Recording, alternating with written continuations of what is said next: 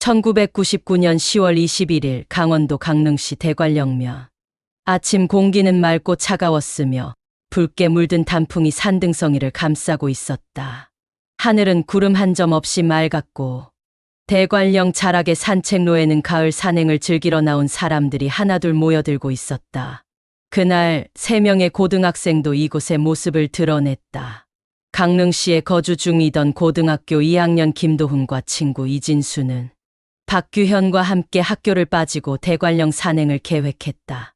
세 사람은 중학교 때부터 친구였고 같은 고등학교를 다니는 절친한 사이였다.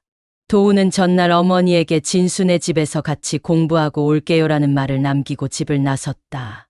평소 얌전하고 말이 적던 도훈은 성적도 중상위권으로 별다른 문제를 일으킨 적 없는 모범생이었다. 아침 8시경 세 사람은 대관령 등산로 초입에서 간단한 음료를 사 마신 뒤 산행을 시작했다. 이들은 별다른 장비 없이 가벼운 복장으로 산에 올랐고 도훈은 작은 배낭 하나를 메고 있었다. 산행은 평탄했다. 길은 정비되어 있었고 오르막이 가파르지도 않았다. 초가을 햇살이 부드럽게 나뭇잎 사이로 스며들었고 나뭇가지 사이로 부는 바람이 새새 웃음을 스치고 지나갔다. 산 중턱에 도착한 것은 오전 10시 무렵이었다.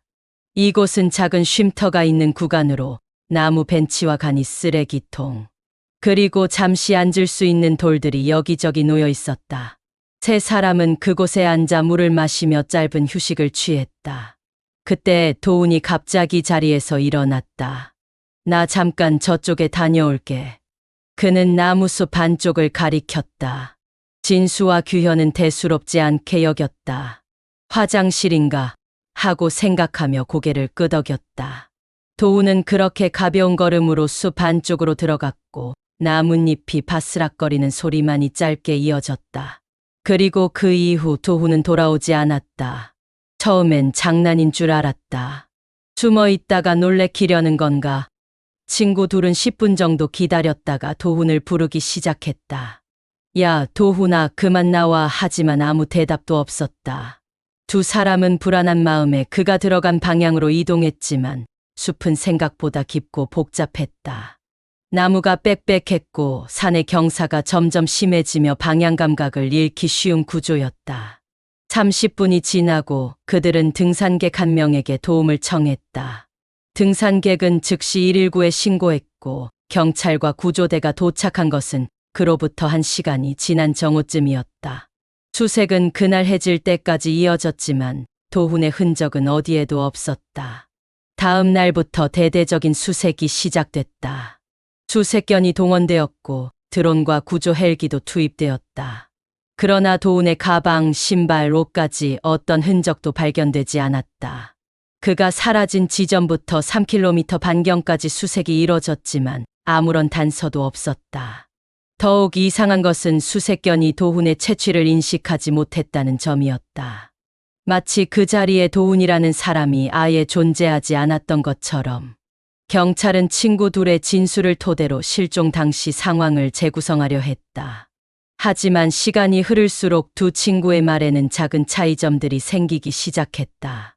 진수는 도훈이 오른쪽 길로 들어갔다고 말했지만 규현은 왼쪽이었다고 기억했다. 도훈이 마지막으로 무슨 말을 했는지도 서로 다르게 진술했다. 경찰은 둘의 진술이 고의적인 은폐인지 단순한 혼란 때문인지 구분하지 못했다. 그러나 분명한 건 도훈이 숲으로 들어간 후 아무런 물리적 흔적도 남기지 않았다는 점이었다. 도훈의 부모는 아들의 실종을 믿을 수 없었다. 어머니는 매일 새벽 대관령 입구를 찾아 기도하며 아들을 불렀고 아버지는 수색대와 함께 산속을 누볐다. 수색대는 결국 일주일 만에 수색을 종료했다. 도훈은 실종으로 처리되었고 사건은 조용히 장기 미제 목록에 올라갔다. 그로부터 몇 달 뒤 한 산악인이 이상한 제보를 해왔다.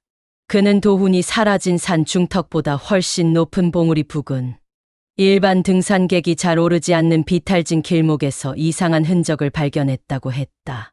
작은 파란 천 조각, 그리고 젖은 듯한 발자국.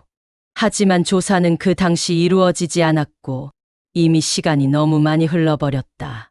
지역 주민들 사이에선 괴담이 돌기 시작했다. 대관령에는 오래된 민간 전설이 있었다. 길을 잘못 든 사람은 영영 돌아오지 못한다는 이야기. 어떤 이는 예전부터 그 지역에는 이상한 기운이 있다고 말했고, 또 어떤 이는 군사 작전 구역과 연관이 있을지도 모른다고 말했다. 하지만 가장 무서운 건 진실을 아는 사람이 침묵하고 있을지도 모른다는 사실이었다. 친구 2명은 이후 각기 다른 대학으로 진학하며 사건에 대해 말하기를 꺼렸다. 기자들이 연락을 시도했지만 둘은 이미 말할 건 다 말했다며 입을 닫았다. 도훈의 부모는 매년 그의 생일에 맞춰 언론의 도움을 요청했다.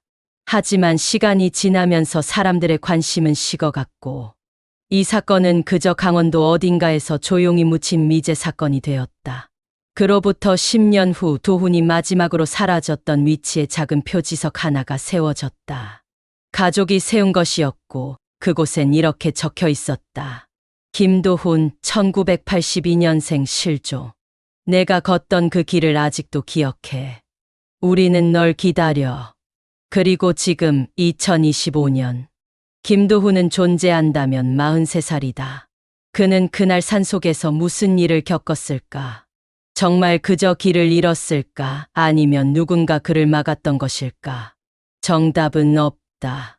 다만 그날 이후 도훈은 한 번도 세상에 자신의 흔적을 남기지 않았다. 사람들은 여전히 묻는다. 자연 속에서 사람이 이렇게도 완벽하게 사라질 수 있는 걸까? 누군가는 예라고 답하고 또 다른 이는 무언가 숨겨진 것이 있다고 말한다. 그러나 아직까지도 김도훈은 돌아오지 않았다. 그리고 이 이야기는 오늘도 대한민국 어딘가에서 조용히 흘러가고 있다. 내용이 유익하셨다면 구독과 좋아요, 알림 설정 부탁드립니다.